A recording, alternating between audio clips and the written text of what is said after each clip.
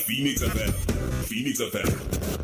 Phoenix FM. It's 9:36 on Phoenix. If you just switched on your radio, we're talking, about one of the most iconic football clubs in the country, in the city of Lusaka Football Club 2000 PLC, affectionately known as City Amoto. In the studio with us, Chomba Mumba is the board chairman of the City of Lusaka Football Club 2000 PLC. Mr. Justin Zulu is executive committee chairman of the City of Lusaka Football Club. We've also just joining us via the phone is Mr. Diego Casili, who is one of his companies came on board as a shareholder of the City of Lusaka Football Club. Now, before I bring him into the conversation, there was an interview that he did in 2015 where he spoke about the impact of the company joining City of Lusaka. Just take a listen. Look, I think we've just started. Things are going to happen. I mean, I don't want to say too much, but there are going to be some renovations, as we've said, done to this particular stadium, and hopefully we'll see a lot more other activities. But I think give us some time. I think the proof will be in what we deliver. So we've just started. How often do you expect to see you, come and watch this game on City of Lusaka? No, I'll be here. I'll be coming. And I'll bring my friends to come and watch as well. Interesting. And what are your long-term plan? Is it something that you've just come and won't see you again, or maybe in terms of 5 years, 2 years, or what are your plans for the players? No, we'll be here for the long term. Okay. We're long-term investors in City of Lusaka. Okay, so that's Mr. Diego Casili, who joins us on the phone. Good morning, Mr. Casili. How are you? I'm good, thank you. Good morning. Morning. Thank you so much. I know you're out of the country, out maybe on holiday, but thank you very much for joining us. So I've just played a soundbite from 2015. This was 9 years ago. And 9 years ago, you spoke about this long-term plan that you had for the club. There's a quote in here from yourself, which is very strange, telling you your own quote. But the proof will be in what we deliver. Looking around now, obviously, we see the stadium, we see the mall.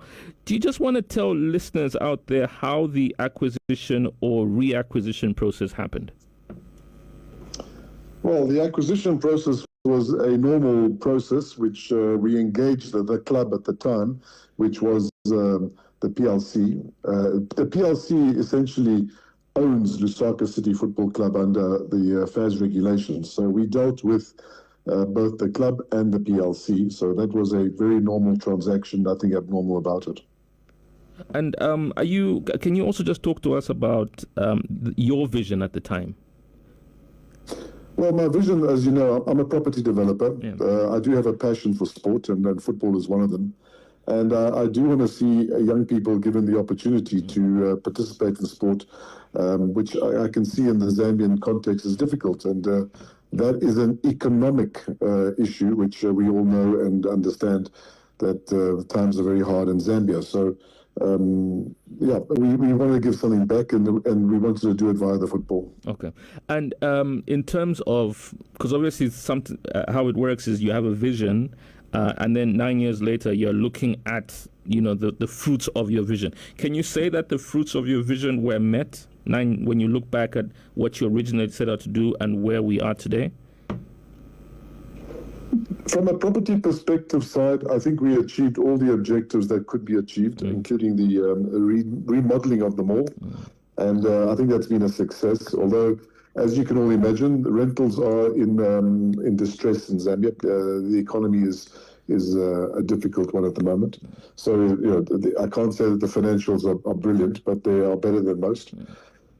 When it comes to the football, let me be frank and honest, is that we decided to change from being a sort of a contender for Premier League because we were struggling to meet the objectives of actually winning. And frankly, that was the problem. So the vision has slightly changed in the sense that we have now become more of an academy-based football club, and we believe that is the way for us to go, especially in relation to the cash flows that we have to spend on. Whenever you're doing any property development, you'll always have disputes. There'll always be various bureaucracies, bureaucratic issues that are involved. Were there any in some of the work that you were doing in terms of renovating the area? So as you're aware from the past, there was a problem at the mall when they were building the stadium, where an individual lost his life, sadly lost his life. But I want to stress that was not anything to do with us, because that contractor was not hired by us. It was hired by the actual tenant who was remodeling their yard. However, certain parties within the community there decided to make it my problem, in the sense that they blamed me for the problem. In fact, I was never involved at all in any of the issues relating to that particular person's passing away. Very sad, but we are only the landlord. If somebody wants to remodel their shop, we essentially allow them to do so under the guidance of the city council. Okay. So also you've got this, the final product now, formerly known as Woodland Stadium. Now it's known as the REIZ Arena. In terms of how the stadium competes with other stadiums in the country, are you happy with the final product? But secondly, would you like to see more from, for example, the Football Association to say, look, we've got this stadium, the REIZ Arena, which can compete with other stadiums. Maybe we need to do a little more in terms of, getting continental matches there, national teams playing there. Is that something that you would like to see? I'd love to see that. The real issue really is that the REIZ Arena is fairly small. I mean, possibly 10, 12,000 people maximum. But it is a very well designed and it has a lot of other benefits. But obviously we can only really look to get the games that fit the size of the spectator demand. So I believe we're one of the top stadiums in the country. I think we comply with most of the CAF regulations. But to increase the size of the stadium will be difficult unless we knock down a lot of the shopping around it and extend it. The problem remains that the return on football in the context of actual FAS participation in helping the clubs and spectator ticket sales are very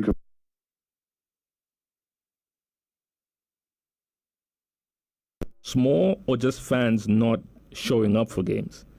No, we have some major games where fans show up, but the actual return, even to clubs like NAPSA who use our stadium, is very small.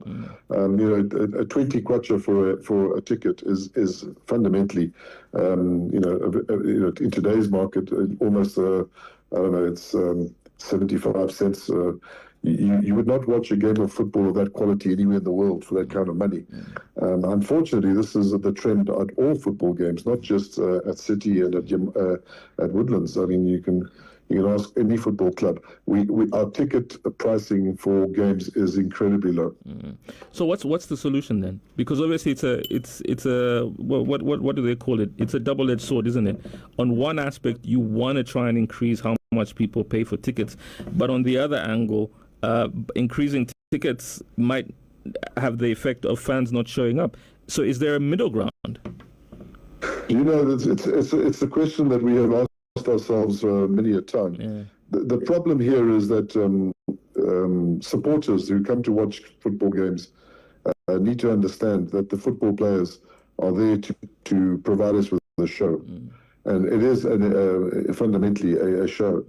And they need to be paid for that. And unfortunately, I think a lot of the past sort of, how can I put it, history of football has allowed the spectators to essentially watch the games for nothing. The real problem here is that football players need to be paid. The sponsorship of football is very thin. And the only people that are actually surviving in the context of football at the high levels or higher echelons are the parastatals. And they have budgets which I have no idea how they set them. But we cannot contend with those budgets in the context of private sector sponsored football. So we're in a bit of a quagmire in the sense that we have to be sort of aware of the competition and how it affects us, maybe fairly or unfairly. You've got stakes in various property investments around the country, and there's so many. East Park, which is a wonderful piece of construction, by the way. Acacia Park, another wonderful piece of construction. Jacaranda Mall. We were talking about arcades yesterday with some of my work colleagues and how amazing it's beginning to look. Falls Park Center in Livingston, Farmers House along Cairo Road. Where does Lewanika Mall and the Rise Arena rank amongst these investments, and what sets them apart? But I also want to add a third question. Sorry, there are three questions in here. How do you decide that? Look, I want to redevelop, or I want to do investment in this particular piece of property. What's the deciding factor? So let me answer the first question. You asked where does Lewanika rank? Yeah, Lewanika ranks very up there, right next to East Park Mall. Why? Because it's in a very good node. It has a huge following, and fundamentally, it's a mall that has done very well. Okay, we are very proud of Lewanika.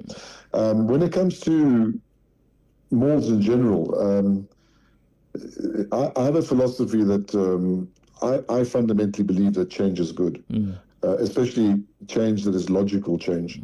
So when you see something like arcades, and you see that it's starting to lose its shine, in the sense that even the tenants are moving or asking for lower rents because the foot traffic is diminishing, then those become vulnerable to the fact that they need to change. And that's what we do. We look around. We obviously are very interested in buying greenfield sites, but those are becoming few and far between. So the remodeling of existing sites into a more modern context is definitely something that we will look at and do more of.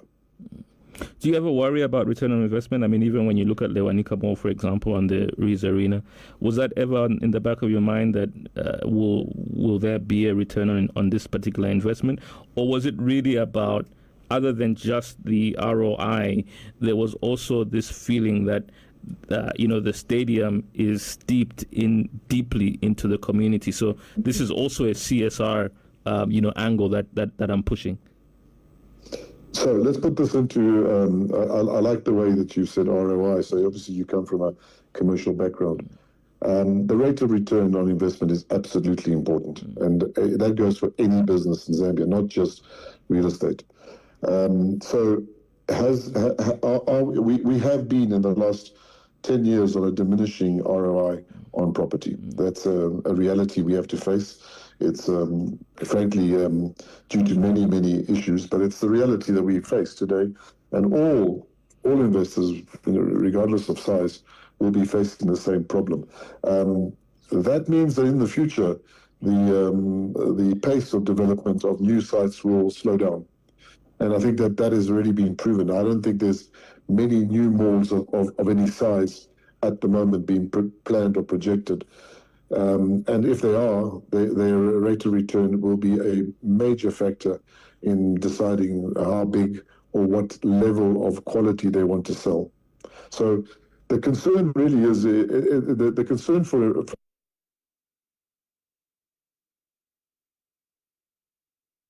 the fact is that the Lewanika Mall was special in the sense that I think it's one of the few malls in Africa where we put a sporting sort of a speciality into the context of a mall and made it work, and it has worked. It is actually quite unique, and a lot of people from outside the country have come to me and asked us to essentially partner them in doing the same model elsewhere in Africa. So I would say that the vision of using the mall and integrating the stadium into it has been a success. Was there ever a temptation? Sorry, I have to ask you this. I'm really curious about this now. Was there ever temptation to do a giant stadium and then have, like, on the downstairs, have like malls? Or does this work better, having the mall separate from the stadium? So let me put it this way. We actually put in a bid when the PPP for Independence Mall came about. We thought that we could do a much bigger rollout of a similar type of project. That PPP is still, after many years, still in the air, but we did apply for it, and we had a vision for it at the time, which would have made the upkeep of independent small a lot easier on government, which is essentially what you want to achieve. So there is definitely appetite to convert some of the bigger investments, which I believe on their own as just sports facilities will be a definite cost problem for the government to carry. There's just not enough revenue to guarantee, to warrant those stadiums. You have to look at somehow integrating some form of commercial or other understanding into it. So you mentioned earlier on about how the club itself have shifted away from, originally what you were trying to do. The strategy has changed now, to being a very developmental side. I'm assuming that's got a lot to do with financing. So let me put it this way: we started a board meeting and we looked at our revenues and also the limitation of sponsors. By the way, I can proudly say that Chomba's executive has done miracles. We are a cash positive football club. We actually have money in the bank. I don't believe that there are many that can claim the same. Not from their own resources in terms of we don't have a big brother that gives us any money at all. So we are cash positive, and I think that is a compliment to the Exco. And I'd even go further to say that we are a zero corruption tolerance operation. Possibly this is one of the reasons why we are heavily targeted by certain groups. We don't believe we believe that all the monies that are collected and that are targeted at the football players need to go to the football players and the coaches. Our Exco gets a very, very, very limited amount of support from us. We drive it. So in the context of that, the decision to go down a notch or two was designed to create a younger team, starting from scratch, trying to build a loyalty program within that. I don't know if my Exco said anything to you, but we also have our own accommodation for young players. We host them, we feed them. We do as much as possible in terms of looking after them. I think we have probably one of the better programs in the country on that basis. So you talked about heavily targeted because of your stance on zero corruption. Do you just want to I'm really curious about this, and I think that listeners will also be curious. What do you mean when you say you've been heavily targeted? Is it coming from other football clubs? Where does this come from? No, look, let's be frank here. We're currently in a legal battle, as we're all aware, and that's why I'm obviously being asked to speak. But the issues of why these legal cases have escalated is because we have not bowed down to the pressures of having to essentially to pamper certain people who want to be on excos for all the wrong reasons. I think after 10 years of being in football, I can proudly say that City of Lusaka has annualized accounts that show a balance in the accounts, which is a positive, that the target of the monies that we collect and we earn all go to the players. And we really do this as a corporate social responsibility to give the young players the best opportunity to essentially rise up through the ranks. I mean, we're all aware of how difficult it is for young people in Zambia, and we just do not tolerate anybody that wants to come onto a committee for personal gain. That just cannot work for me. Were you a little frustrated? A couple of weeks ago, there was a notice that was put out by yourself, where you were a little frustrated by some of the circulated online. How do you deal with that? Does that come with the territory, or? No, look, I don't believe that should come with any territory. Slander and the level of criticism, which is all fabricated. There are no there is no individual that you can target to take the issues up because the actual authors don't exist. These are all aliases. It's very disappointing. You know, I've been in Zambia since I was an infant. That's from 1965, early in 65. My parents came to the country. And I feel that I'm a Zambian, but, you know, many people have referred to me in various other ways. But I don't have any real linkage to my native country, which is Italy. I mean, I'm Italian by birth, but that's about as far as it goes. As you can see, I speak English. I don't speak very good Italian. And I've put all my effort into trying to change Zambia, not trying to change anything in Italy. I invest in Zambia, and I can say that the criticism that, not even the criticism, the unfair allowance that we get from the media in terms of how people criticize each other has affected my outlook dramatically. I would say I'm disappointed, extremely disappointed to see this level of abuse and my inability to actually address it in any form or shape.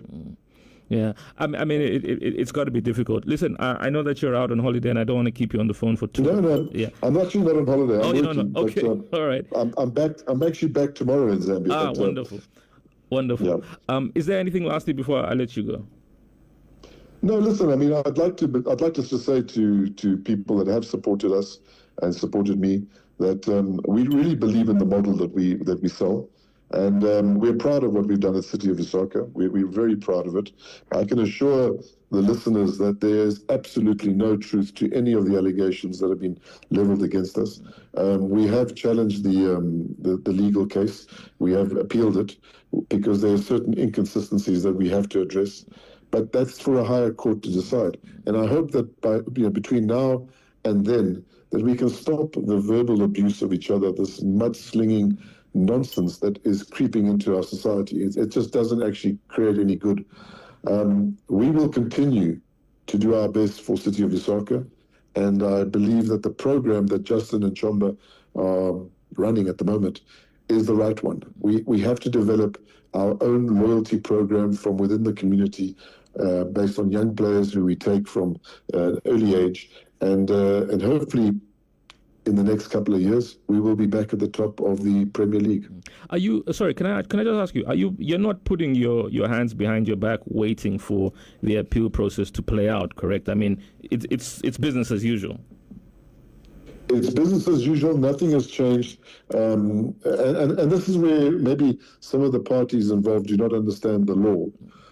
It's business as usual. Unfortunately, it's business as usual with a dark cloud over it, which is so unnecessary. It causes a lot of other issues that creep into the model. There's a lot I'd like to say, but unfortunately that is for the courts. I hear you. But the truth is that I am not the kind of man that actually goes out and criticizes people from a hidden position. If I have something to say, I'll say it. That's my nature. And maybe that my nature isn't exactly what everybody likes, in the sense that, I only have one thing. I tell it as I believe it is. I can be wrong, and I have been wrong in the past. But I think on the issues that we are currently based on, we have performed everything and done everything to the best of our ability and within the laws of Zambia, always. You're an investor, so I'm sure when something like this pops up, does that concern you from an investment prospect to say, do I still want to invest more in other areas, not just this one, but in other areas? So if you're asking the question to not just me, to everybody, and the answer is you know the answer. Yeah. The answer is that anybody that reads the trash that we have to read in the social media must be concerned about the issues in Zambia and how to deal with them. This is not a great investment climate when you have that kind of nonsense floating around. So the answer is yes, we are concerned. Yeah, Diego, listen, thank you very much for talking to us. Which part of Italy are you in, by the way? I'm from a little town called Rimini, which is on the Adriatic, facing Croatia. I'm about 170 kilometers from Venice. There is no mafia in my town. Well, listen, enjoy your last bit of pizza. I know that Italians are well famed for their pizza, so enjoy your last bit of pizza before you come back home. Listen, thank you very much. I really appreciate the opportunity to speak, and I hope that the listeners out there understand that there are two sides to a story. Diego, thank you very much. All right, keep well. Bye bye. Thank you. Bye bye. That's Diego Casili, one of the investors at the City.